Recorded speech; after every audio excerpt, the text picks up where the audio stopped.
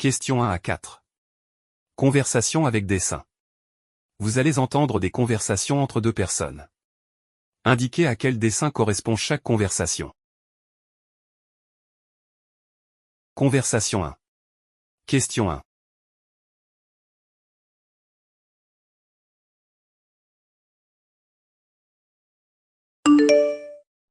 Salut, tu es où en ce moment? Je suis au café près du parc, et toi?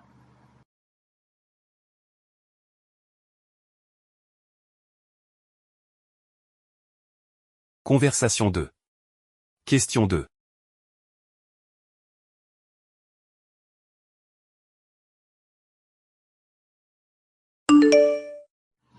Qu'est-ce qu'on pourrait offrir à Julie pour son anniversaire? J'ai pensé à un livre mais elle en a déjà beaucoup. Dans ce cas, pourquoi pas un téléphone portable? Le sien est gâté en ce moment.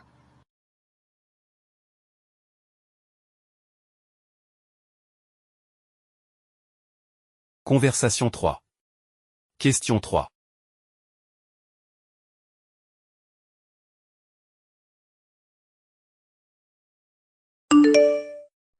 Ça fait longtemps qu'on ne s'est pas vu. Tu fais quoi, comme boulot maintenant?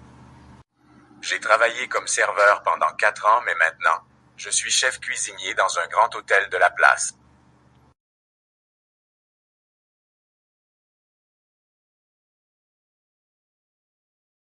Conversation 4.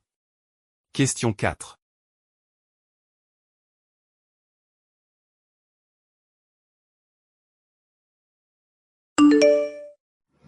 As-tu vu la nouvelle émission sur les chiens et les chats hier soir? Non, par contre, j'ai regardé un documentaire sur la fabrication des médicaments et je l'ai trouvé très intéressant.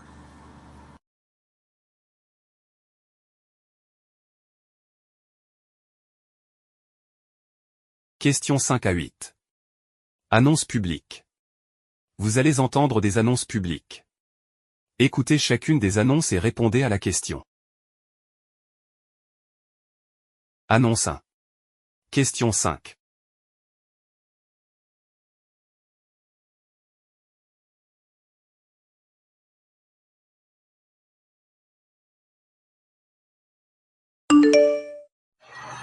Attention, chers visiteurs. Pour la sécurité de tous et la santé des animaux, merci de ne pas les nourrir. Votre coopération est essentielle. Nous vous souhaitons de passer d'agréables moments dans nos locaux, tout en vous remerciant pour votre compréhension.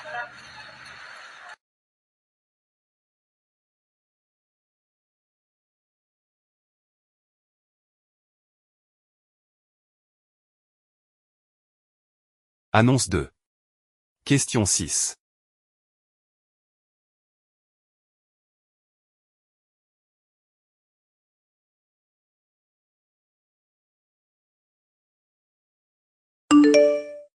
Mesdames, Messieurs, veuillez noter que la conférence sur les innovations technologiques, censée se tenir au pavillon central, se tiendra plutôt au pavillon B. Merci de votre attention et bonne participation.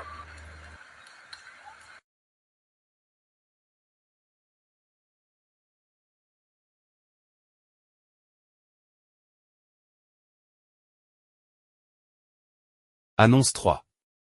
Question 7.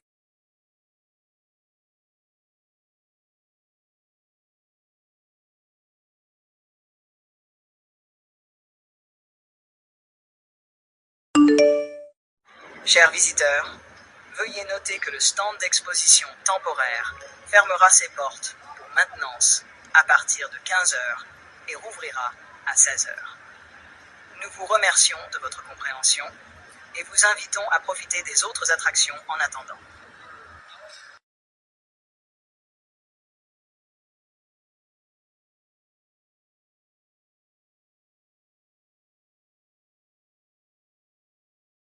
Annonce 4. Question 8.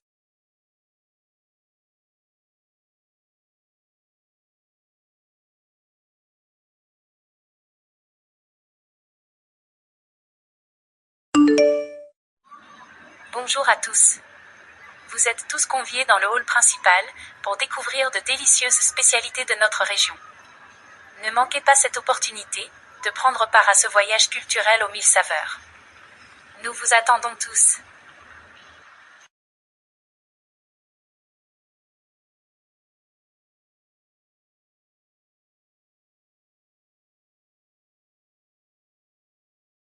Questions 9 à 14. Message sur répondeur téléphonique. Vous allez entendre des messages sur répondeur. Écoutez chaque message et répondez à la question. Message 1. Question 9.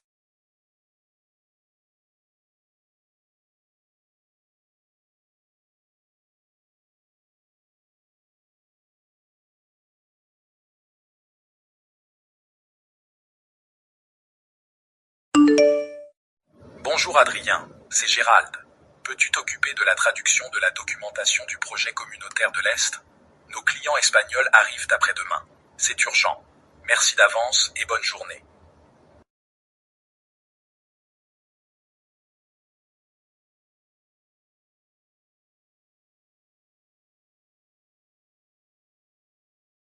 Message 2. Question 10.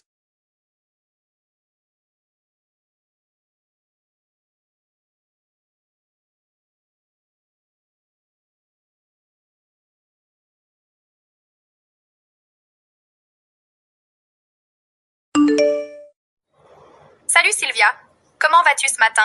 Je t'appelle pour te dire bravo pour la sortie de ton nouveau livre. C'est une belle réussite et je suis très fière de toi. J'ai hâte de le lire et de découvrir ton travail.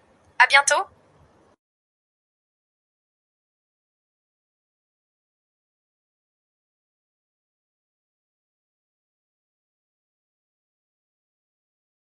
Message 3. Question 11.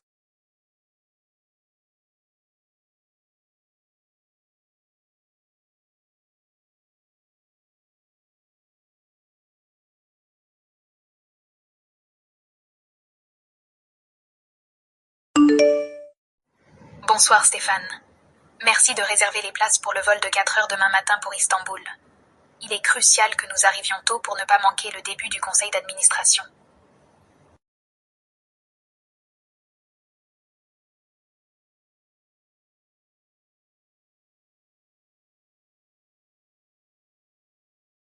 Message 4. Question 12.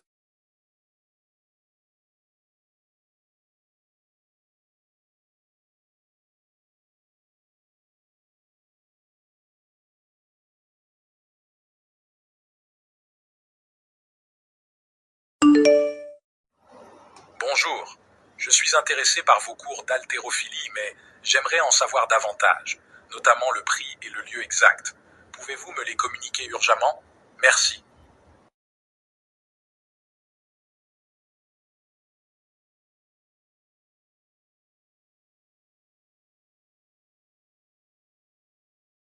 Message 5. Question 13.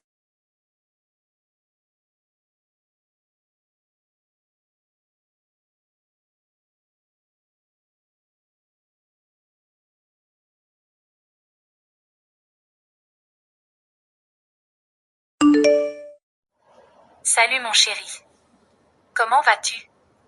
Juste pour te dire que je vais rentrer à la maison aux alentours de minuit. En fait, mes amis viennent de m'inviter à un dîner-spectacle et je compte m'y rendre directement après le travail. Bisous aux enfants.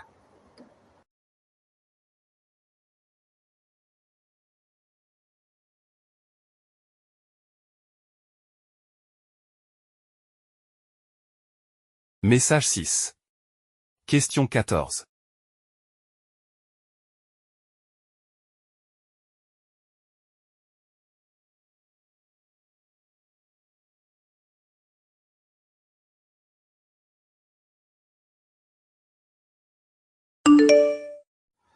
Salut Jérôme, c'est Sacha.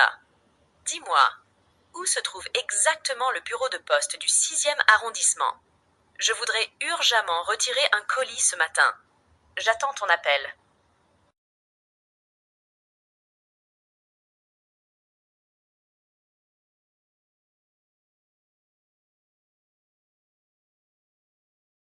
Question 15 à 20. Micro-trottoir. Micro-trottoir 1. Vous allez entendre 3 personnes répondre à la question suivante. Devrait-on supprimer les émissions de télé-réalité? Indiquez si la personne interrogée A. Est pour la suppression des émissions de télé-réalité. B. Est contre la suppression des émissions de télé-réalité. C. Suggère une diffusion vraiment limitée des émissions de télé-réalité. D. A du mal à se prononcer sur la question. Personne 1. Question 15.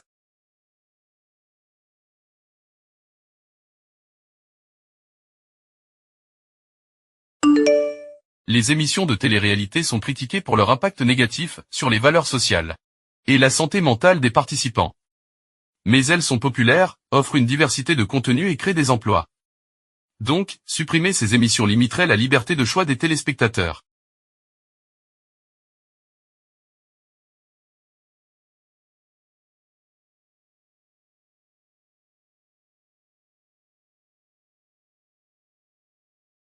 Personne 2. Question 16.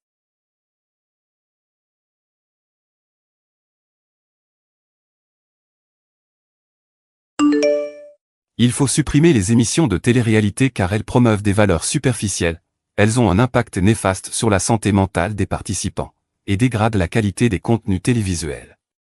Cela influence négativement les jeunes.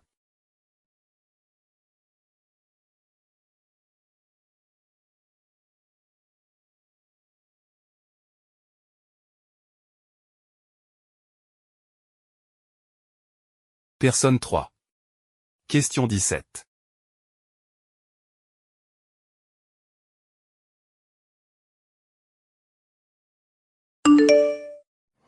La question de supprimer les émissions de télé-réalité est complexe.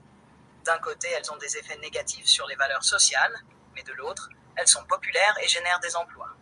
Il est donc difficile de trancher sans considérer tous les aspects.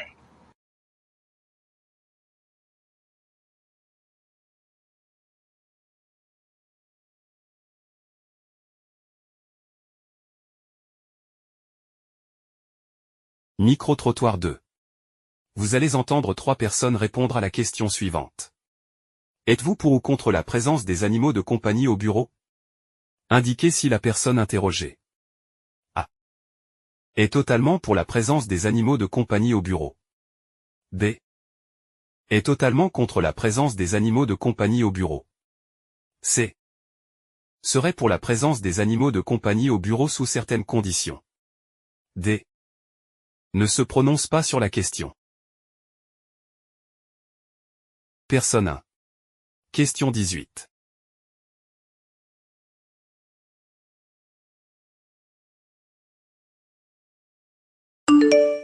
Je suis fermement opposé à la présence des animaux de compagnie au bureau. Ils peuvent causer des allergies, des distractions, des conflits entre collègues et créer un environnement de travail moins professionnel.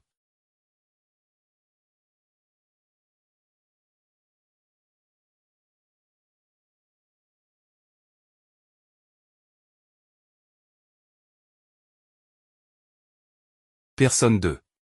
Question 19.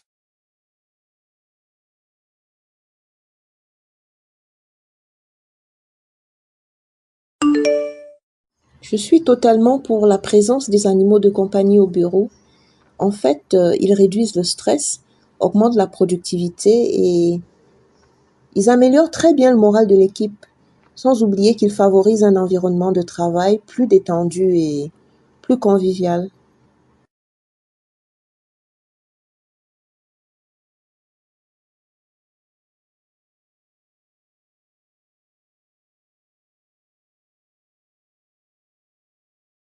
Personne 3. Question 20.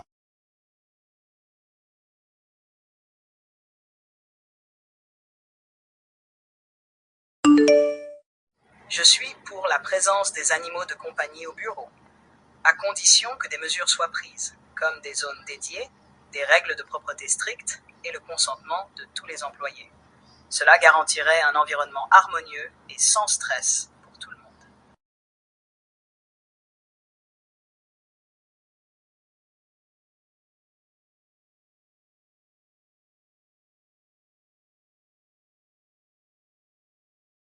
Questions 21 et 22.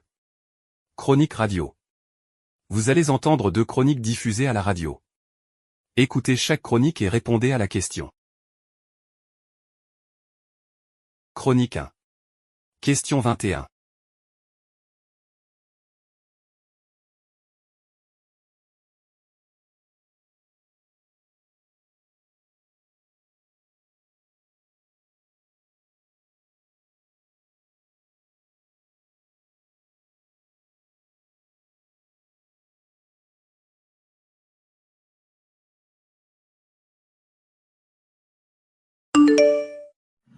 C'est l'animal préféré des Français, le chat. On compte 12 millions de petits félins dans les foyers, mais le chat est un redoutable prédateur. Pour évaluer les dégâts qu'il cause à la biodiversité, le Muséum national d'histoire naturelle lance une enquête participative sur Internet. Observez le comportement de votre animal, comptabilisez le nombre de proies qu'il rapporte à la maison, et si vous voulez aller plus loin, votre compagnon pourra être équipé de traceurs GPS pendant quelques jours et de caméras miniaturisées.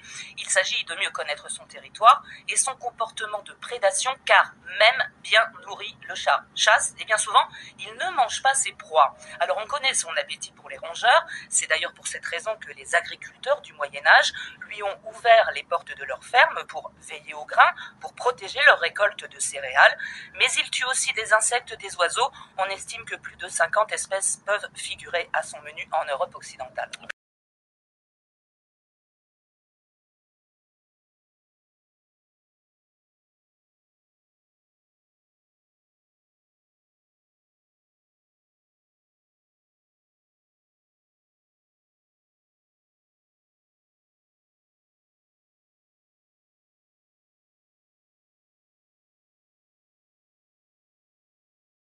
Question 22.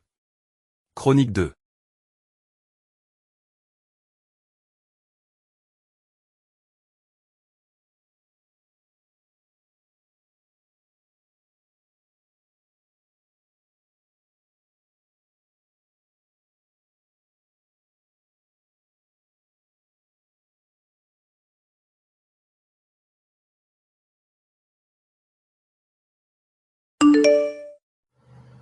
Bonjour à tous. Aujourd'hui, nous allons parler de la relation des Français avec le beurre.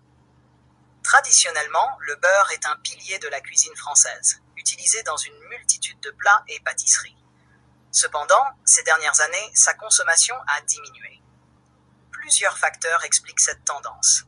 Une prise de conscience accrue des préoccupations de santé, des changements de régime alimentaire vers des options perçues comme plus saines, et l'essor des alternatives, comme les margarines et les huiles végétales. Malgré cela, le beurre reste un symbole culinaire en France, apprécié pour son goût et son rôle dans la gastronomie. Il demeure essentiel, mais sa consommation s'adapte aux nouvelles habitudes alimentaires.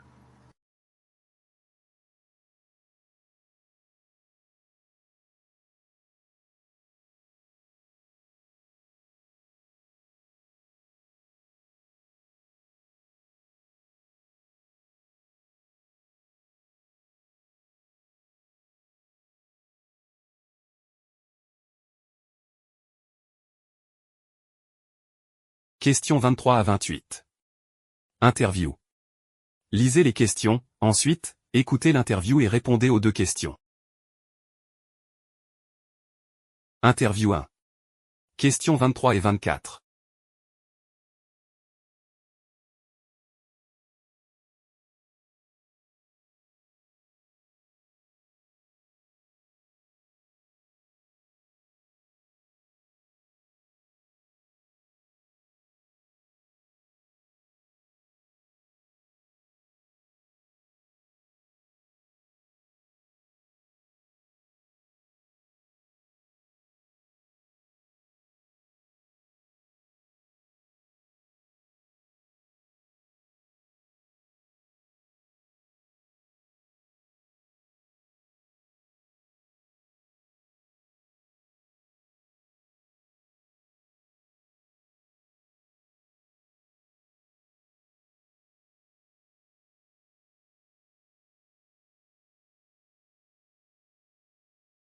Une partie de notre jeunesse est malade et bascule dans une délinquance devenue incontrôlable. C'est l'inquiétude numéro 1, l'urgence absolue du moment. Pour y remédier, vous ambitionnez, vous, la ministre de la Ville et de la Citoyenneté, de rétablir l'autorité des parents sur les adolescents. Comment comptez-vous vous y prendre ? J'ambitionne surtout de rénover cette stratégie de la prévention de la délinquance qui n'a pas été faite depuis maintenant quelques années. Ça, c'est la première chose. J'ambitionne, et c'est pas seulement la ministre qui parle, c'est aussi la maman d'une ado. J'ambitionne de dire aux parents, reprenez confiance en vous. L'autorité, c'est vous. L'autorité, le premier visage d'autorité qu'un adolescent voit et qu'un enfant voit, ce sont les parents. Donc de reprendre confiance dans l'autorité, c'est-à-dire de savoir dire c'est bien, c'est mal, tu as le droit, tu n'as pas le droit. Et je veux revenir sur quelque chose qui me frappe ces dernières années, c'est de penser qu'un adolescent a une vie privée. Un adolescent est un mineur.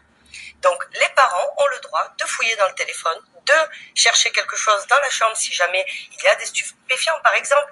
Je crois qu'on Ils doivent se mêler plus de la vie de leurs enfants. Ils doivent s'occuper plus. Non, mais non seulement se mêler plus, et pour les protéger. C'est pas se mêler pour se mêler. Bien sûr que chacun a droit à son petit jardin secret. Alors on parle de jardin secret. Vous fouillez dans le portable de votre ado ou pas? Mais moi non seulement je surveille, non seulement je me mêle, non seulement je protège, et non seulement je sanctionne s'il y a un problème.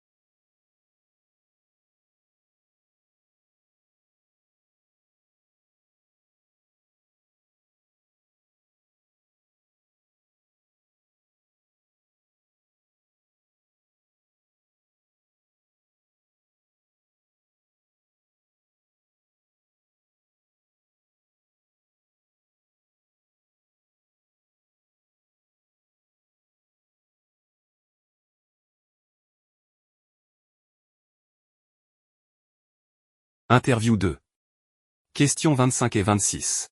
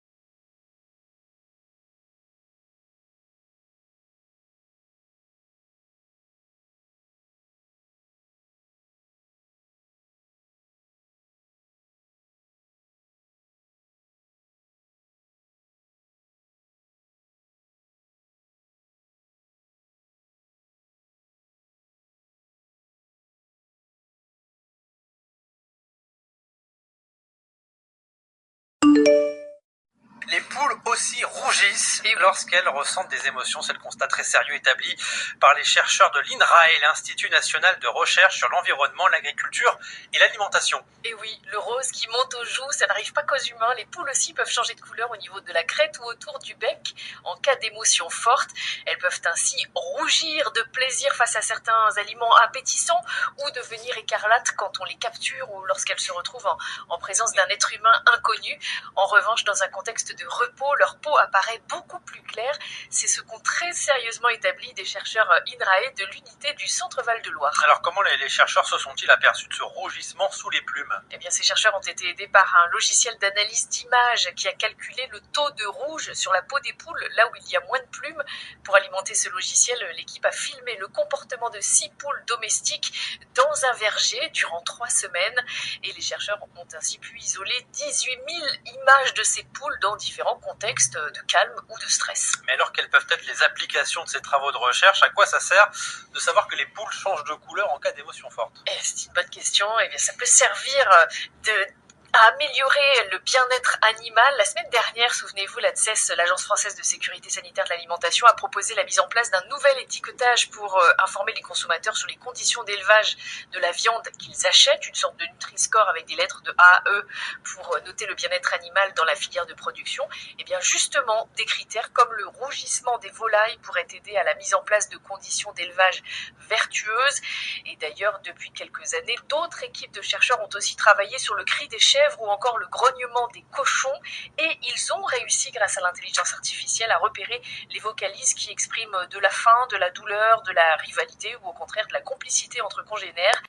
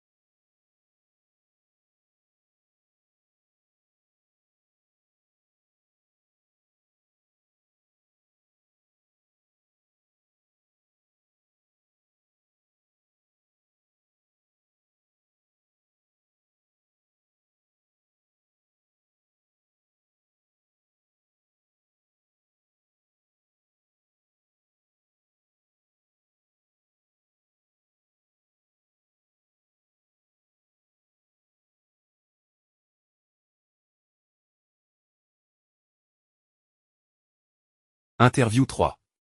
Questions 27 et 28.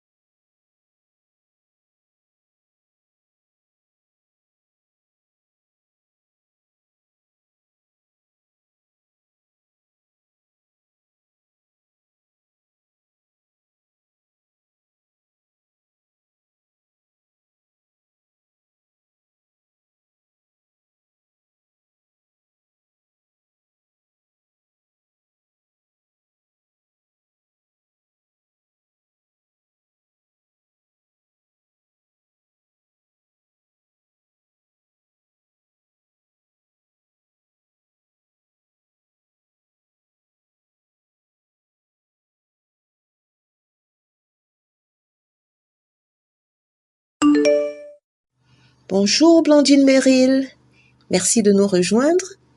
Aujourd'hui, nous allons parler de la suppression des emplois aidés. En quelques mots, quel est votre avis général sur cette suppression? Bonjour, merci de m'accueillir. La suppression des emplois aidés est une décision controversée. Ces dispositifs ont été essentiels pour aider des personnes en difficulté à retrouver un emploi et pour soutenir des secteurs comme les associations et les collectivités locales. Leur disparition risque de créer un vide important, surtout pour les structures qui dépendent fortement de ce soutien pour fonctionner. Alors, nous sommes curieux de savoir quelles alternatives proposez-vous pour compenser la suppression des emplois aidés? Pour compenser cette suppression, il est crucial de mettre en place des politiques d'emploi plus durables. Cela pourrait inclure des programmes de formation professionnelle adaptés aux besoins du marché du travail, des incitations pour les entreprises qui embauchent des personnes en difficulté et un soutien accru aux petites et moyennes entreprises locales. Il est également important de développer des solutions spécifiques pour les associations et les collectivités, peut-être sous forme de subventions ou de nouveaux types de contrats aidés, pour qu'elles puissent continuer à fournir leurs services essentiels. Merci beaucoup Blandine Merrill pour ces réponses. Ce fut un plaisir.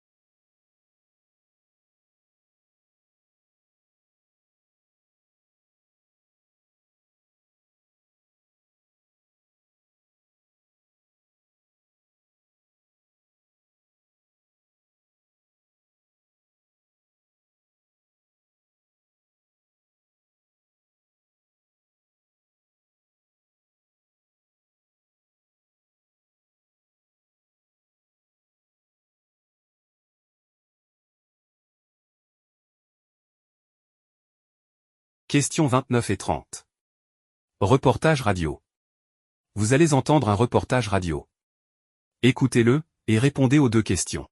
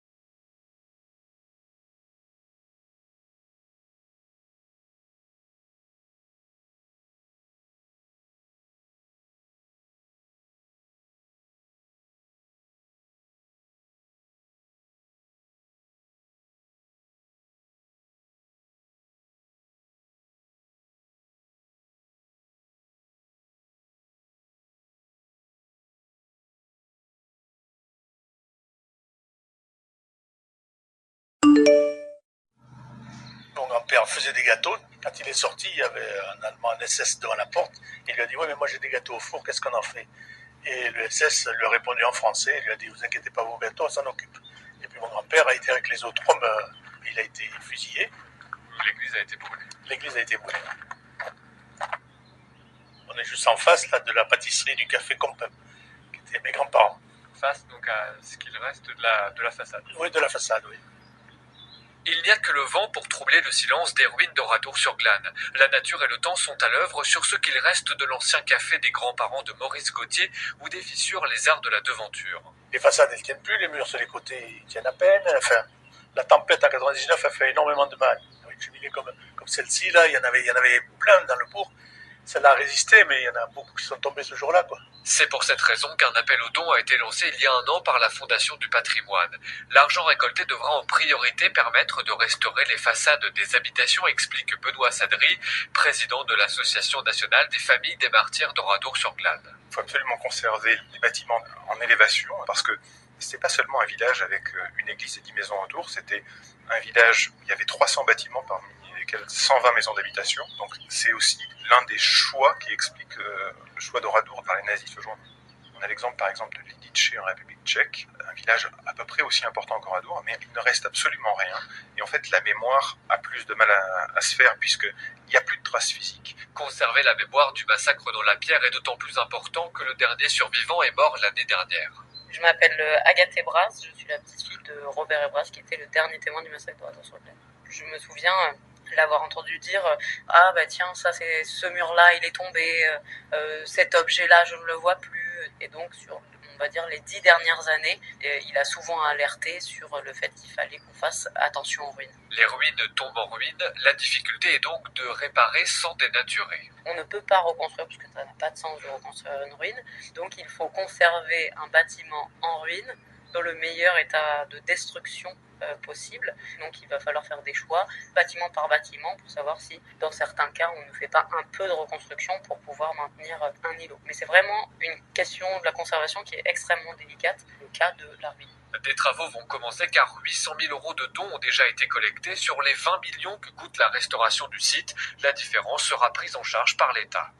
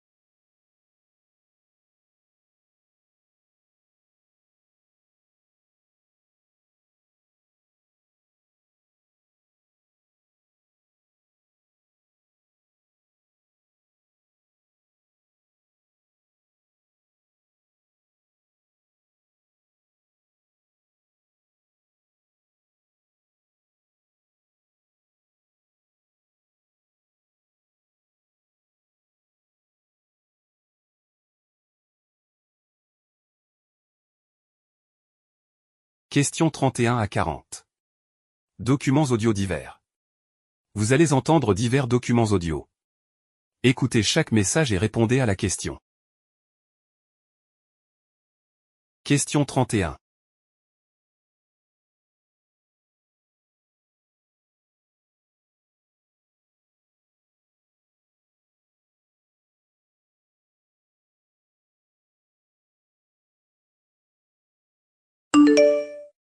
La mission de lutte contre le décrochage scolaire, la MLDS, vise à prévenir le décrochage scolaire, faciliter l'accès au diplôme et à la qualification des jeunes en situation de décrochage et sécuriser les parcours de formation.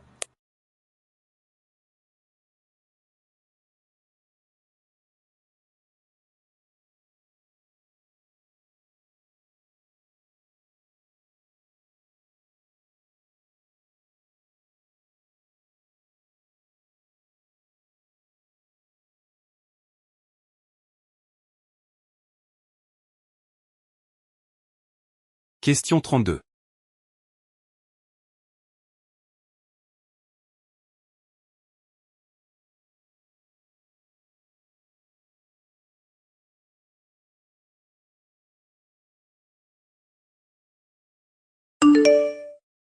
Où sont passés les saumons sauvages de l'Allier? La situation est préoccupante. Ils ne sont plus qu'une petite centaine à venir se reproduire dans la rivière Allier, en dépit d'un plan de sauvegarde mis en place par le ministère de l'Environnement en 1994 et du financement de la plus grande salmoniculture de repeuplement d'Europe.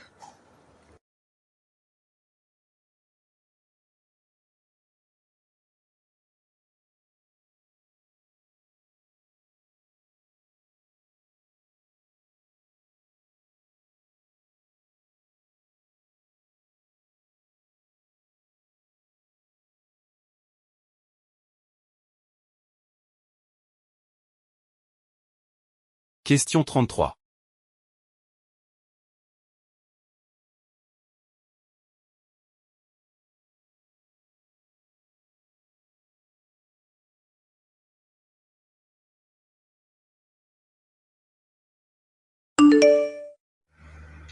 Un bureau dans une chambre et pourquoi pas l'inverse? Les entreprises sont de plus en plus nombreuses à installer des lits dans leurs locaux car la sieste est devenue incontournable pour améliorer la productivité. Autrefois, signe de paresse, elle est aujourd'hui utilisée par les professionnels. Elle est même devenue un business à part entière.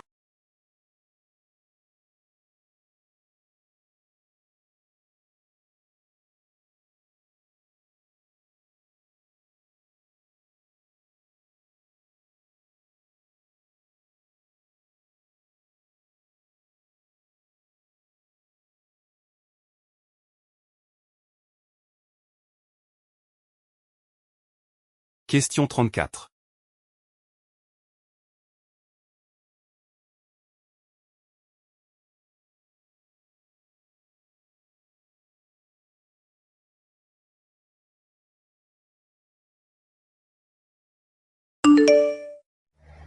La Chine est actuellement victime de pluies torrentielles et d'inondations. Une autre menace pèse sur certaines villes pour les années à venir. Des mesures satellites montrent que de nombreuses mégalopoles chinoises s'enfoncent dangereusement dans le sol.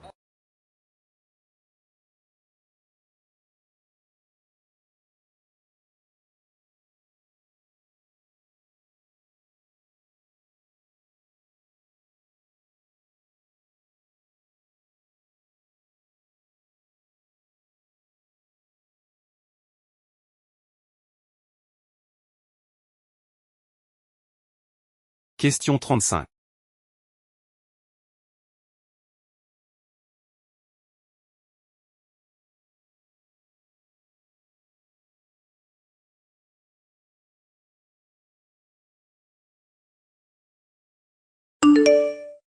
Alice Milliat était une pionnière du sport féminin au début du XXe siècle.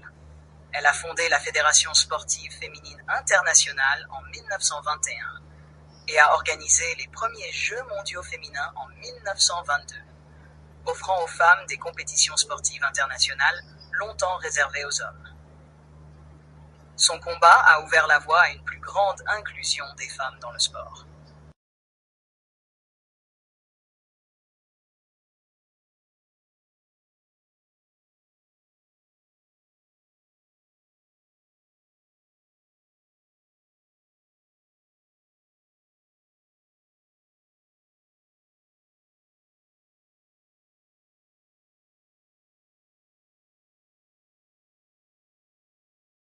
Question 36.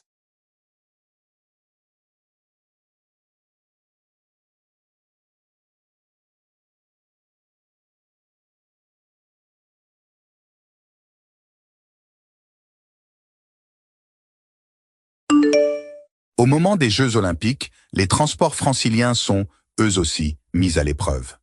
Au cœur de ce défi, l'accessibilité pour les personnes à mobilité réduite.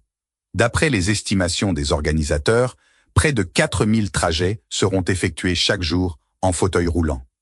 Paris 2024 a promis la présence de 1000 taxis adaptés à ces personnes. Un service de navette reliant les grandes gares parisiennes aux sites de compétition sera aussi mis en place durant les Jeux.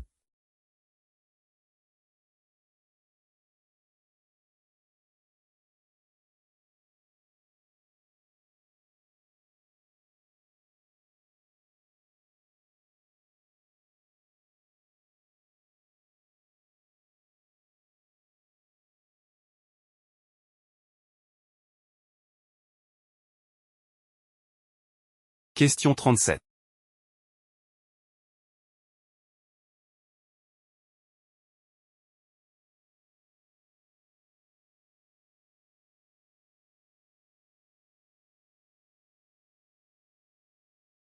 En l'espace de moins de 3 ans, la Banque centrale européenne est passée de taux d'intérêt négatifs à des taux d'intérêt records, 4% aujourd'hui.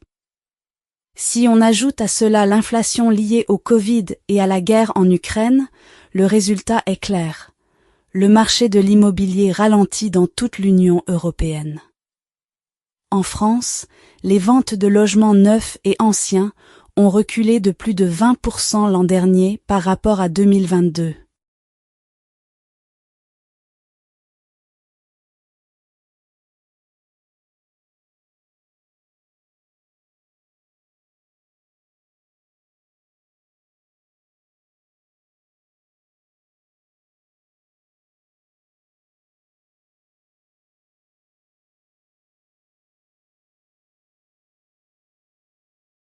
Question 38.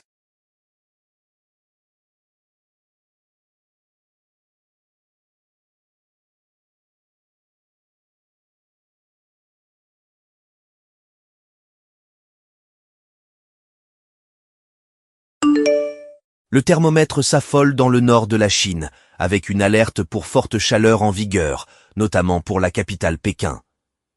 Les températures ont dépassé les 40 degrés mercredi 12 juin dans certaines villes du Hebei, la province autour de la capitale chinoise.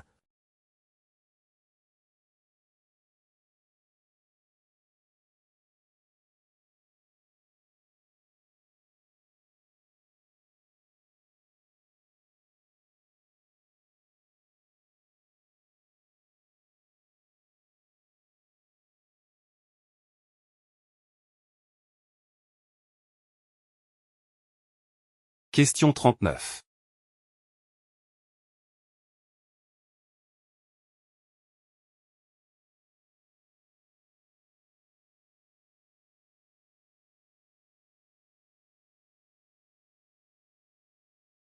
La baisse du prix des produits les plus consommés était l'annonce la plus attendue par les Sénégalais depuis l'arrivée au pouvoir de Bassirou Diomaye Faye. Le jeune président avait promis de s'attaquer à la cherté de la vie dès son discours d'investiture. Des premières mesures ont été annoncées ce jeudi 13 juin pour les produits de consommation courante comme le riz, l'huile et le pain.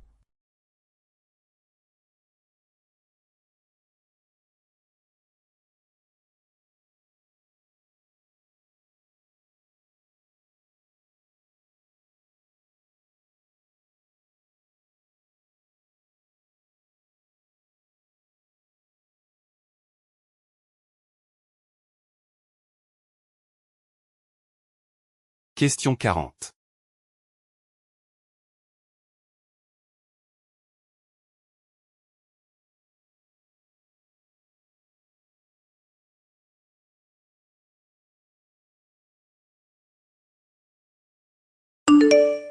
Un nouveau scandale de maltraitance d'animaux secoue l'Irlande, le pays des chevaux. À la suite d'un documentaire diffusé par la télévision publique irlandaise, le gouvernement a promis d'enquêter sur de graves abus, dans un abattoir envers des chevaux, notamment des pur-sang ayant participé à des courses hippiques.